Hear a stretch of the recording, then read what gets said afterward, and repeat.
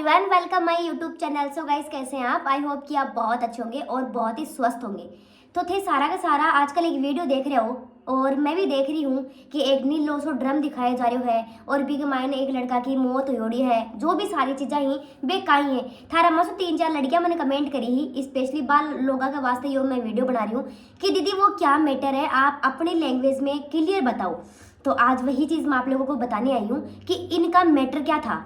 तो इनका मैटर ये था, कंफर्म ही पता है। खैर, सोशल मीडिया से सारी बातें मैंने इकट्ठा करके आप लोगों को बता रही हूँ मैं। तो बात कुछ ऐसी है, एक लड़का था, लड़के का नाम था सौरभ। ठीक है, तो सौरभ क्या राजपूत समाज से बिलोंग करता था और सौरभ एक लड़की से बहुत ही प्यार करता था, बहुत ज़्यादा, जिस लड़की का नाम था मुस्कान। लेकिन सौरभ के माँ बाप ने साफ मना कर दिया था कि तू उस लड़की से शादी मत करना। लेकिन सौरभ ने अपने माँ बाप को साफ बोल दिया था कि मैं शादी करूंगा तो केवल और केवल मुस्कान से ही।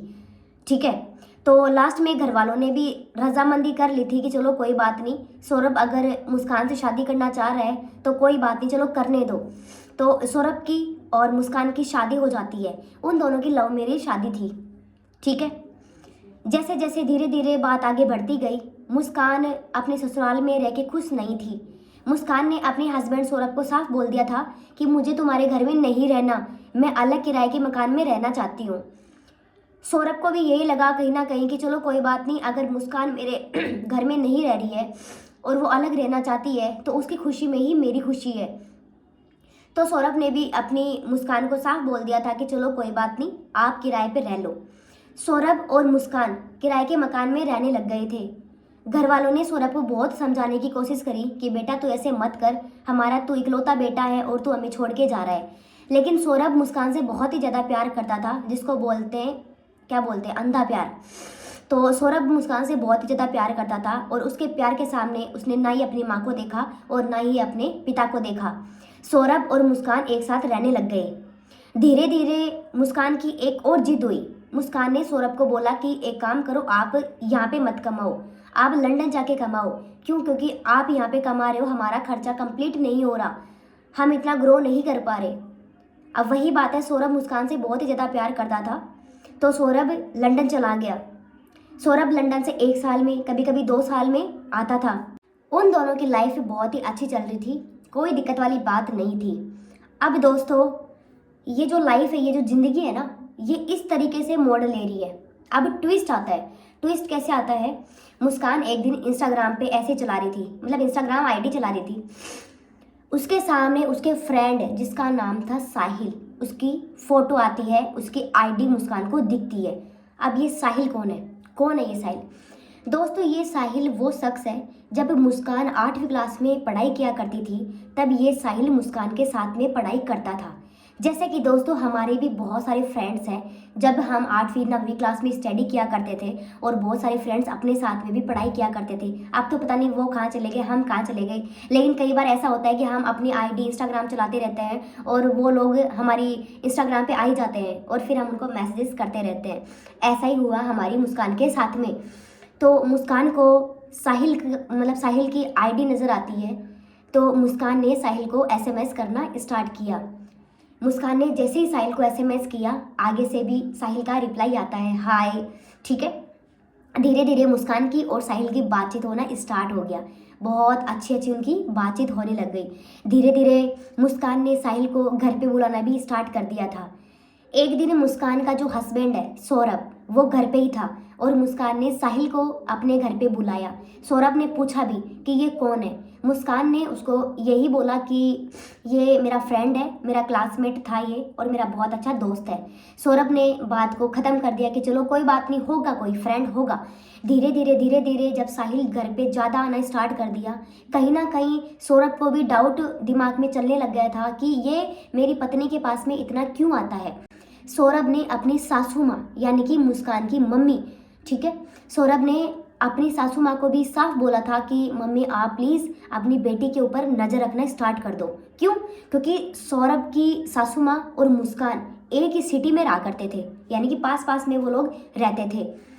तो जैसे ही सौरभ लंदन फिर से चला गया और मुस्कान रोज़ रोज़ साहिल को बुलाया करती थी, साहिल बहुत ही गंदा नशेड़ी था।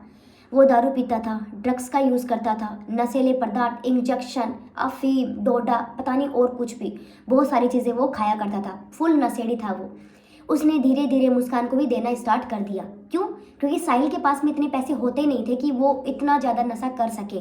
उसको कहीं ना कहीं ये था कि मुस्कान को भी अगर अपन ये नशे की लत में डाल देंगे तो मुस्कान का पति बहुत ही अच्छा पैसा कमाता है और मुस्कान भी कहीं ना कहीं अपन को पैसा देती रहेगी।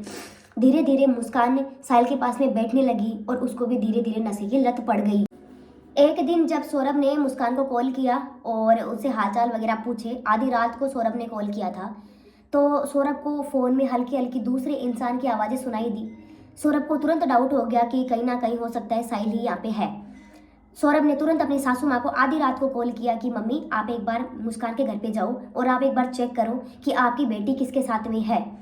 जैसे ही सौरभ की मम्मी जी, सासू जी मतलब, वो आते हैं और दरवाज़ा खटखटाते हैं मुस्कान का, और मुस्कान दरवाज़ा नहीं खोलती है।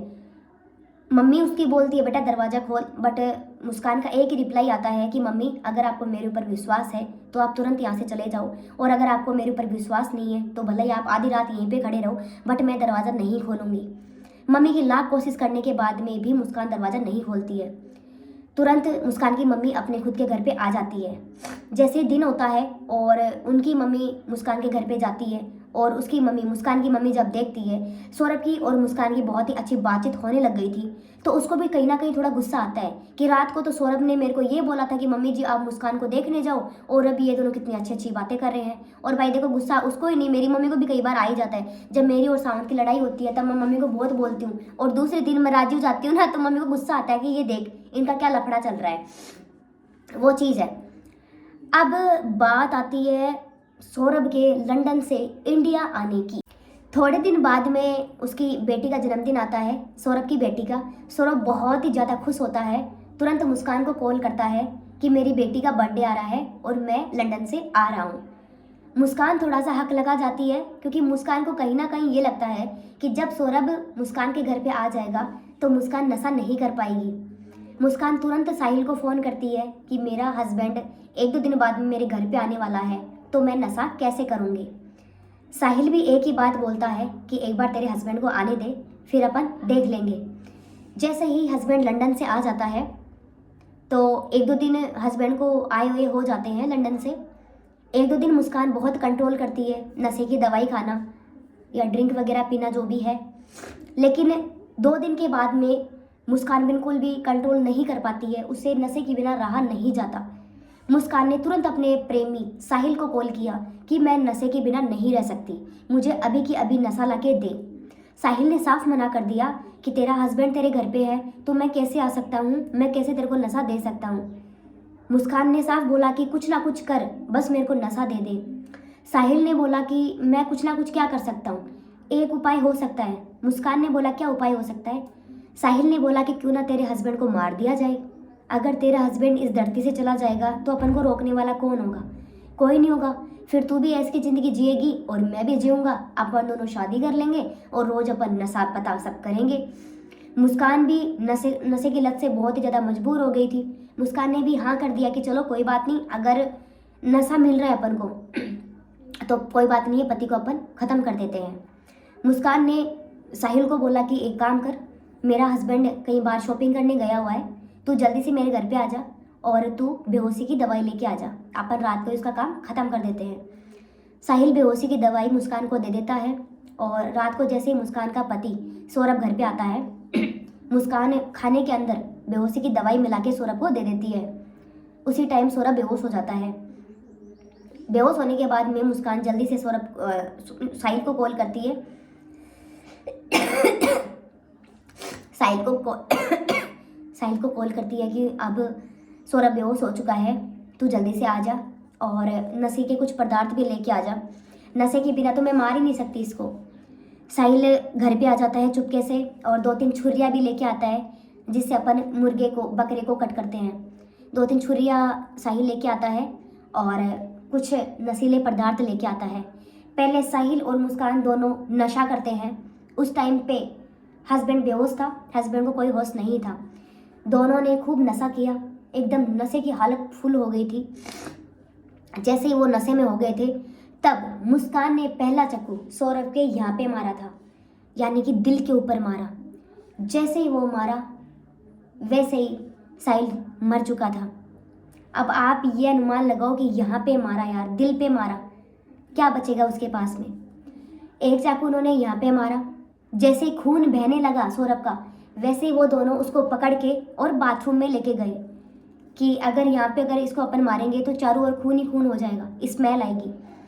बाथरूम में ले जाने के बाद में उसके कम से कम 15 से 20 टुकड़े करे सौरभ के। उसके बाद में उनके पास में एक ड्रम था नीला कलर का। उस ड्रम के अंदर साहिल के जितने भी टुकड़े थे, सारे टुकड़ों को ड्रम के अंदर डाला गया।